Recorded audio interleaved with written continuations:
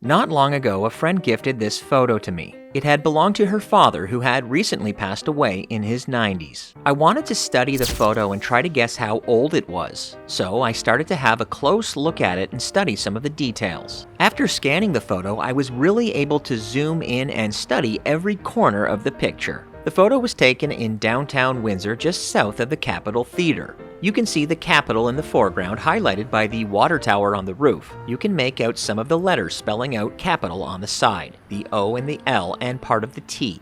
The location of the cameraman was at an elevated position to the south of the Capitol. Today, that's the location of a building called Victoria Park Place. Victoria Park Place was built in the late 1970s. Prior to that, the land had been occupied by the Hotel Norton Palmer. The 250-room, 12-story Hotel Norton Palmer opened in downtown Windsor on December 27, 1927. And that's kind of our baseline for the age of the photograph. This photo is no older than 1927. I'm not a huge car person, and the friends I have who know cars are not knowledgeable enough to ID cars from the 1930s or late 1920s. The cameraman took a long exposure photograph, as evidenced by all the streaking lights. Because it's a long exposure, anything that was lit up like a sign will be overexposed, blown out, or close to it. So that makes it more difficult to ID the cars, and they all look the same anyway. One of my favorite details in the photo is the revolving light atop the Guardian building in downtown Detroit. The streaking light on the Detroit River stood out to me, and I think that was caused by two potential culprits. First are the passenger ferries that used to run before the tunnel and bridge opened in 1929 and 1930. The ferries continued to run until the mid-1940s. The other possibility is the train ferries, which were also running across the Detroit River for generations, right up into the 1990s. I thought that the water tower on the roof of the Capitol may be a big clue in dating the photo. I was able to find a few photos where you can see the Capitol Theater with the water tower on top. Here's a photograph of the back of the Capitol Theater before the Hotel Norton Palmer was built. It offers a great view of the water tower and the chimney.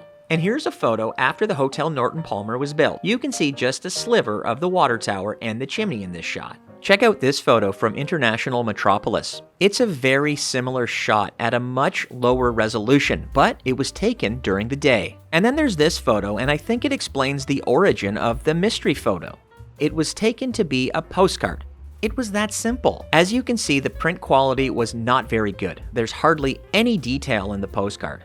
It was colorized, painted, and retouched. During that process, it lost all of the light streaks and other fine details. Here's another clue. Check out the sign for the Border City Star. That sign was built in the 1920s. And here's a clue that really blew the lid off the dating process. It's not a matter of something that is in the photo, it's something that is not in the photo. Check out the corner of the Capitol building at Pallisher and London Street. There's no sign in the photo.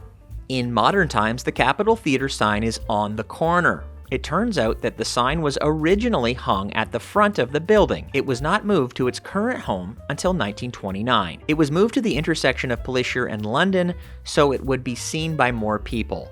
So we also know that the photo was taken before December of 1929. Here, look at the photo. It looks like a blob of light, but this may be the Capitol sign still hanging from the front of the building. So splitting the difference, I'm guessing that the photo was taken in 1928 or 1929. Making the photo just about 100 years old. Okay, what makes this story a little more wild is this. The name of the photographer can clearly be seen at the bottom left-hand corner.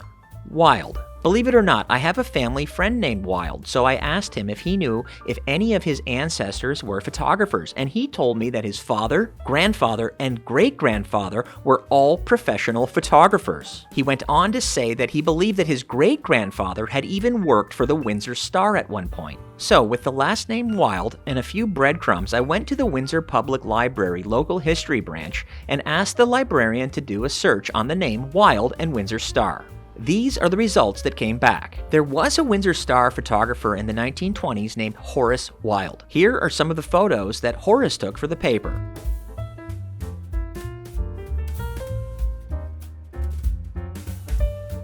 He even wrote articles for the Star on a few occasions. Like this one, when a lake freighter was trapped by ice off the coast of Kingsville. Wild was sent up in a plane to try to locate the trapped freighter and to get a photo of it.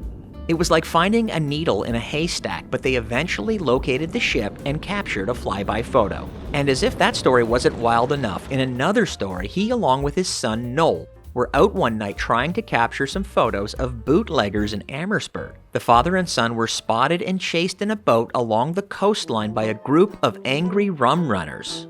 Horace and Noel pulled up to the coastline and stashed their camera gear so it couldn't be confiscated by the rum runners. Horace was threatened and kidnapped by the angry group.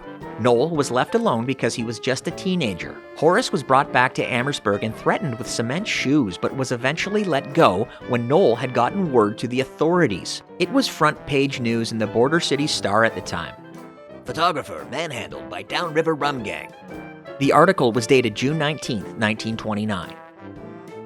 A few other things that I'd like to point out with the wild photo. The Paul Martin building had not been built yet. It was the old post office building on that piece of land.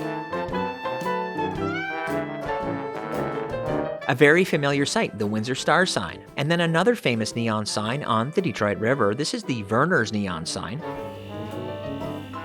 That's the security building right in the middle of the shot. 2 of the floors are lit up, glowing with light. I'd be curious to know what was on those floors, and I'd also like to know what time of day the photo was taken, and what time of year. There's no snow, and there's no smoke coming out of the chimney, so perhaps it was in the spring or summer. If this photo was taken in 1928, then that means that neither the Detroit-Windsor Tunnel or the Ambassador Bridge were completed yet. Thanks for watching this video. What details stand out to you in the photograph? Please let me know in the comment section. And for more historical Windsor videos, please subscribe to my YouTube channel, Michael Evans, Windsor, Ontario.